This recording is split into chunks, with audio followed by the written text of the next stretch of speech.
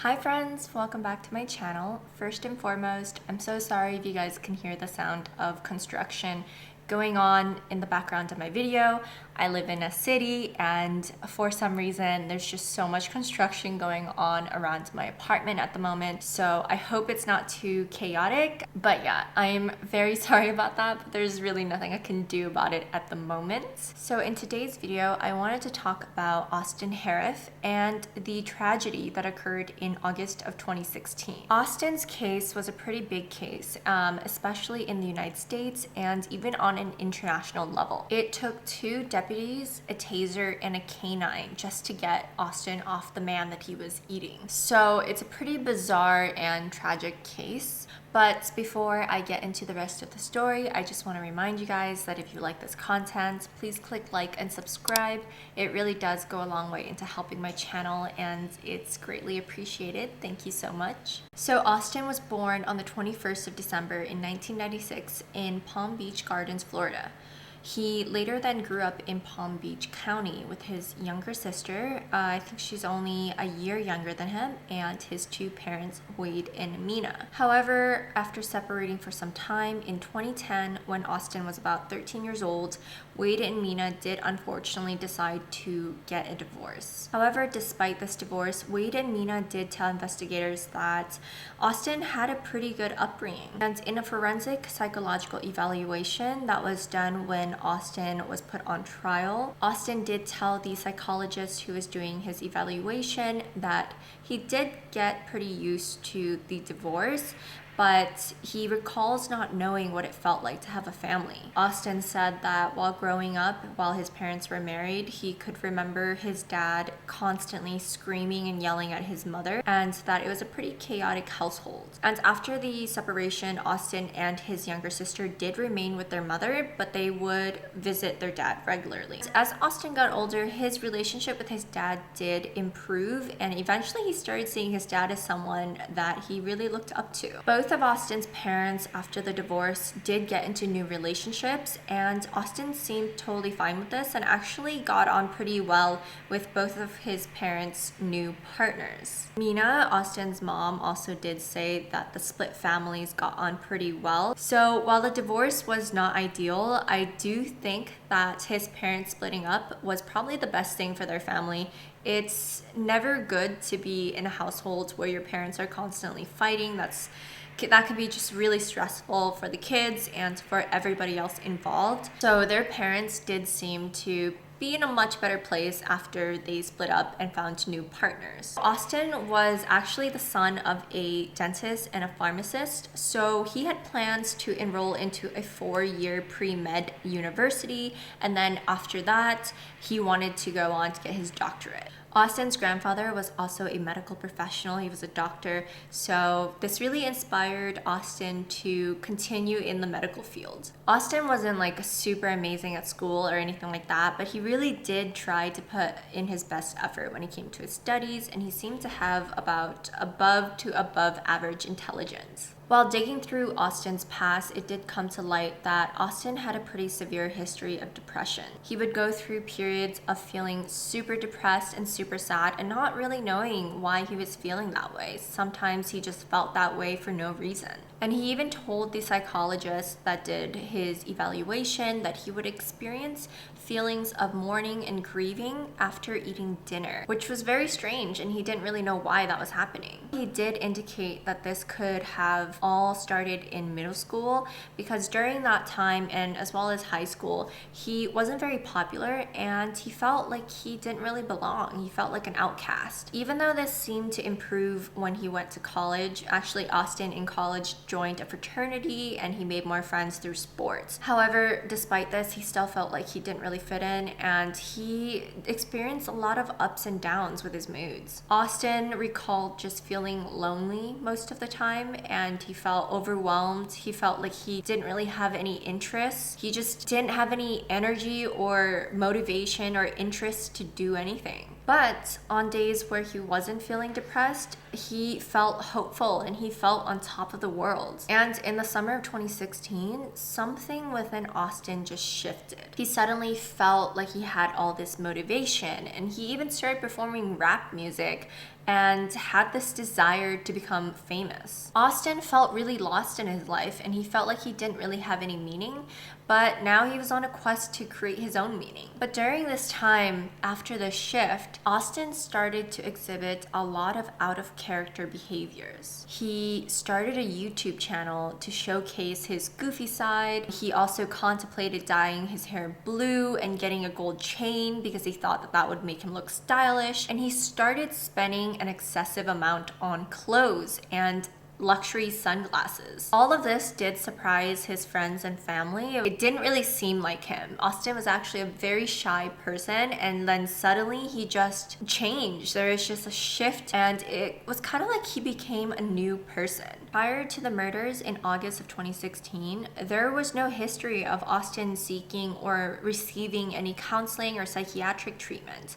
So he was kind of just going through all of this alone. And his family history did show that his father suffered from depression, and schizophrenia did run in his family. So when Austin was 17 years old, still in high school, his friends introduced him to alcohol. Austin quickly discovered that when drinking, the alcohol would help him to calm his nerves, and he eventually started to pick up the habit of drinking occasionally. And in college, he began to drink a lot more. Austin stated that blackouts would occur often, and he often couldn't control how much he was drinking or his tolerance. He would regularly wake up in places without knowing how he got there. And during this time, Austin also started to experiment with harder substances, which I'm not sure if I'm allowed to say on YouTube, so I will just let you guys figure out what those substances are. One starts with a C, other starts with W. Yeah, those general drugs basically. So Austin's history of depression, severe depression, and his history of substance use really just didn't help his state of mind, and things really seemed to escalate in August of 2016.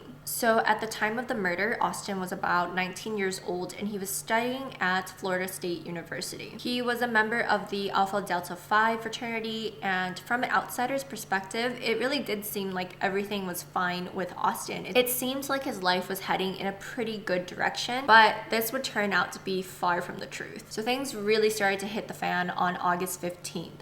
When Austin was at a dinner with his father, his father's girlfriend, and his younger sister. And I think they were dining at a place called Duffy's Sports Grill. And it was at Duffy's Sports Grill where Austin and his dad started to get into a pretty heated argument. There were some accounts of there being like a bit of a physical altercation. But anyways, his dad and him got into a massive fight, and Austin ultimately stormed out. When he stormed out, he went straight to his mom's house, and he began to act really strangely. Austin went into his mom's kitchen, picked up cooking oil, and drank the cooking oil. So his mom at this point is just really concerned because her son just storms into her house and starts drinking cooking oil and acting crazy. So she takes him, puts him in the car, and drives him back to the grill and leaves him with his dad. I don't really know what went down in the house and what the conversation was like, but I do find it strange that she just drove him back to see his dad. So Austin's at the grill again, and he's with his dad. He starts fighting with his dad again, and ultimately storms out once again. And then he starts wandering the streets of Southeast Kokomo Lane. While wandering the streets alone, Austin comes across a couple named John Stevens III and Michelle Miskins. The couple often spent most of their time in their garage entertaining guests and just chilling and relaxing in there. It was like their chill spot, and that's where they were on that evening. So at about 10:30 p.m. that evening, Austin is passing by and he spots the couple, and he sees them and enters their garage. It was in their garage that he then brutally beats 53-year-old Michelle and leaves her beaten and bloody and unresponsive. He then uses a switchblade and just random objects that he finds in John's and Michelle's garage and attacks John. And during all of this commotion, John and Michelle's neighbor, Jeff Fisher, hears everything that's going on, and he comes out and he sees Austin attacking John, so he tries to intervene, but then he ends up getting stabbed by Austin about 5 times and is left bleeding from his injuries. So he backs off and then runs back into his own house to call 911. Michelle was unfortunately murdered in her garage, and John was murdered out on their driveway. And this is when things get crazier. Jeff Fisher has called 911 and the deputies are now on their way. So when they do get to the house of John and Michelle, they find an almost naked Austin Harrouff sitting on top of John, taking bites out of his face. No one's really sure what happened to Austin's clothes. When deputies found him, he was only in his underwear, but they didn't find his shorts or his shirts anywhere near the crime scene. So everyone just assumes that during his wandering of the streets, he just randomly took off his clothes and left them somewhere. But yeah, he was basically just almost naked, sitting on top of a man that he had just murdered and was eating his face. One of the deputies at the scene hits Austin with a taser, but was shocked to find that it had zero effect on him. The officers tased him. They also kicked him multiple times in the head, but whatever they did, it didn't seem to work. Austin refused to get off of John and just kept trying to eat John's face. Eventually, the deputies did manage to get Austin off of John. It took 2 deputies, a taser, and a canine to do this. They said that Austin was abnormally strong. I mean, he was a 6', 200-pound man who also played football and did wrestling, so I can imagine he was pretty tough to contend with. So officers didn't really know what had prompted the attacks, but initially they thought that it was a reaction to a designer drug called bath salts or flakka. They thought that it was a drug-fueled crime, but toxicology reports did debunk this. In a few interviews, Wade, Austin's father, did state that he didn't believe that this was flakka induced. He didn't believe that his son was under any drug. Rather, he believed that it was the schizophrenia that ran in his family. And after being apprehended by the police, Austin was taken to St. Mary's Medical Center. When Austin was being transported to the hospital, he told investigators that he ate something bad. And when they asked him what he had eaten, he told them humans. When Austin arrived at the medical center, he was treated for a super deep cut by his thumb on his hand, and this was supposedly from him stabbing himself accidentally during his attack. The cut was so deep that it basically almost severed his thumb from his hand. And on top of that, his liver then suddenly starts to malfunction. His lungs were filled with some sort of fluid, and he was bleeding in his esophagus. Doctors had believed that he must have consumed some poisonous substance and that his organs were being damaged by whatever he had consumed. To this day, it's still not clear what substance that was, but Austin did survive that. Looking back on everything now, there were a lot of red flags. There were so many signs pointing to the fact that there was something wrong with Austin, especially on the days prior to his murders. His mother knew that something was wrong. Before midnight on the night of August 15th, his mother had called into 911 to report her son's behavior and his unknown whereabouts. Because remember, he had just got into a massive fight with his dad in a sports grill, and then he just storms out and no one knows where he is. You can listen to the call that Mina had made to 911 in the following clip. Police Department Lodge recorded. Is this Chrissy? Yes, I don't know how to do this. My son, he's kind of taken off, and I'm concerned about his own safety. How old is he? Acting a little strange. 19. Okay, what do you mean acting strange? It seems like he's a little delusional, or like he's acting like. Does he have a history of that or anything? No, this is just like recent change, and that we're noticing. And he was out to dinner with his dad today, and he took off. And we're just, he was with his sister, and he says, he feels immortal and like a superhero. So I don't know what's going on with him. Do you know if he's been taking any drugs or anything like that? Nothing. I've asked, and nothing recent. Right. That I know of. So in the call that Nina made to 911, it's pretty evident that she's very concerned about her son's behavior, and she even calls all of his fraternity brothers to try to get them to help find where he is. Unfortunately, dispatchers didn't really seem to take this very seriously, and instead of sending police officers to look for Austin, they decided to send officers to Mina's house to talk to her. And this would result in a lot of time lost and also turn out to be quite a big mistake. And Austin's mother wasn't the only person in his family who was concerned about his behavior. Austin's younger sister also said that Austin was really struggling to sleep at night, and he just kept going on about how he really wanted to help people. And most recently, he just kept going on about how he was going to live forever and he was immortal. Things got so bad with Austin that his younger sister got super scared of him, and she started locking her bedroom door at night because he just kept going on about how there was an evil presence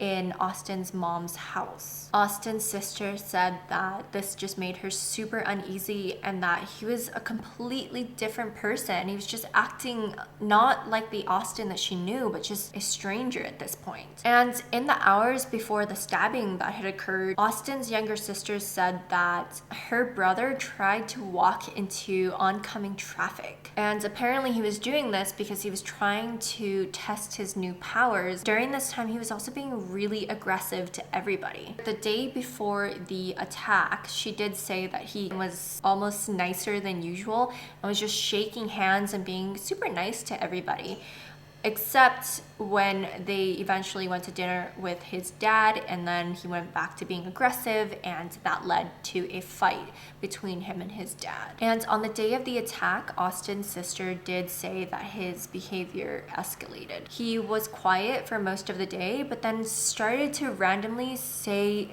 these crazy things. So she decided that she would record what he was saying. And one of the things that she had recorded him saying was, quote, "I almost killed myself though, because I felt all this pain and like sorrow because I saw all of the problems people had. I've become almost immortal." And when one of Austin's friends actually called him out for his erratic behavior, Austin got really upset. He basically told his friend that if he ever calls him crazy, then he's going to beat the out of him. And one of Austin's fraternity brothers also told investigators that Austin was using, smoking the green to try to fall asleep, but that he had stopped doing this for a while and therefore couldn't sleep. So Austin's fraternity brothers were really worried that due to not being able to fall asleep, due to his insomnia, Austin was probably going a little bit crazy due to being sleep deprived. And it seems like everybody kind of knew that Austin was struggling to sleep and that he was just struggling in general. Like, his family told investigators that he would just be up at night, just walking around every 2 hours during the night and just knocking on their bedroom doors. And he just kept saying he had to guard this place. He had to protect everybody. So what really surprises me here, what just shocks me, is that Austin was clearly exhibiting behaviors that were just so not normal. He was not in a good mental state, and maybe he wasn't doing this for weeks on end, but he was certainly doing it for a few days or just long enough that his family and his friends did think that it was weird. Yet no one decided to get him help. No one brought him in for medical assistance. I don't really understand what that's about, but I just think it's really sad that no one helped him. It seems like he was clearly not in a good mental state, but he was also alone. I don't know, it's really hard to say because we don't know what actually happens in terms of like the conversations that his family and his friends might have had with him. So maybe somebody did try and he just didn't want to go in. Maybe nobody tried. I don't know. But it does seem surprising to me that so many people were seeing these weird behaviors coming from Austin, but yet he didn't receive the help that he needed. Again, a forensic psychological evaluation was done for Austin when he was going through his trial, and the evaluation revealed a lot of really disturbing insights into Austin's mental health. The evaluation that was done for Austin revealed that he was often seeing demonic hallucinations. He was feeling like a god, and he was believing that he was a half man, half dog being. And those were just a few of the things that were found in the exam. This was a 5-hour evaluation that was done by a Dr. Gregory Landrum. By the end of the 5-hour evaluation, Austin was determined to be legally insane at the time of the murders. So before Austin was taken into custody by the police, he actually did an interview with Dr. Phil. This video was done via video chat and it was released in March of 2017. In this video, Austin expresses how sorry he was and he seems genuinely remorseful. He's just bawling during the call.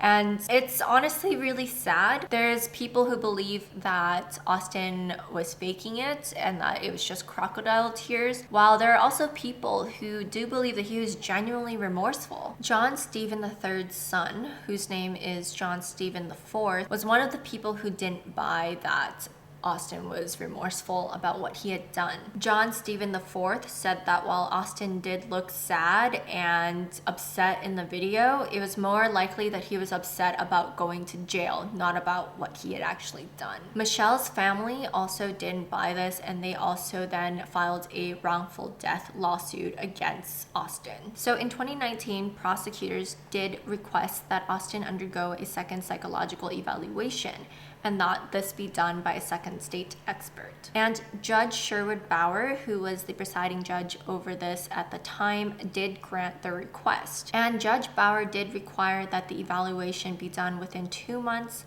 but unfortunately, the world went through a pandemic. The COVID-19 pandemic hit at that time, and this was delayed. Austin's defense team did file an appeal to stop the state's second mental health evaluation. Austin's attorneys did argue that if the state had really needed Austin to undergo a second health exam, then that should have been done at the same time as Dr. Greger's exam. They truly felt like the prosecution was just trying to rehash things because they weren't happy with the results of the last exam. As of May 2020, records show that the state has not filed a response, and prosecutors have declined to speak on the defense appeal. Austin currently faces 2 accounts of first-degree murder, as well as 1 account of either burglary or battery, and he is also going to be facing 1 account of attempted first-degree murder on Jeff Fisher. At this current time, Austin remains in custody at the Martin County Jail, and records show that there are no court dates pending. So perhaps we will find out more in the next year or so, or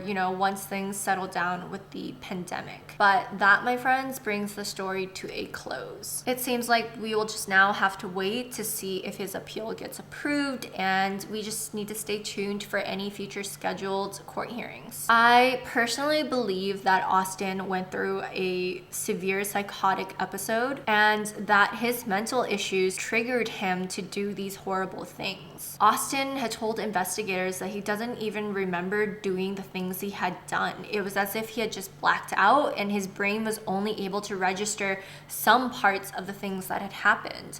But it seems like he wasn't really in control when he was doing what he was doing. What he did was beyond horrible. It's just beyond words. But there were so many red flags for serious mental illness within Austin, and I feel as if he had just received the proper help that he needed earlier on, then this wouldn't have happened. I don't want to put the blame on his family, but I wish that his parents had taken this seriously and just been more proactive or taken initiative when they saw that their son was struggling. This case was just really, really tragic all around.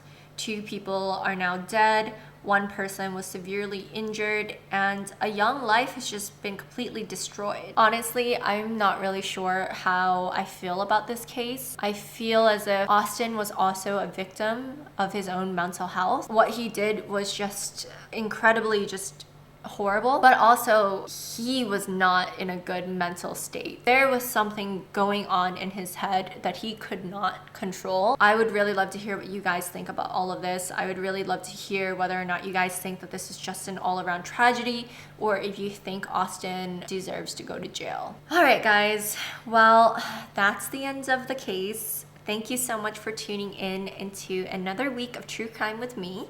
And I will also be filming more videos today after I film this one, because I'm about to go on holiday for the first time in months because lockdown is finally lifting, and I'll be traveling to a beach town near Bangkok with my friends, which I'm super excited about.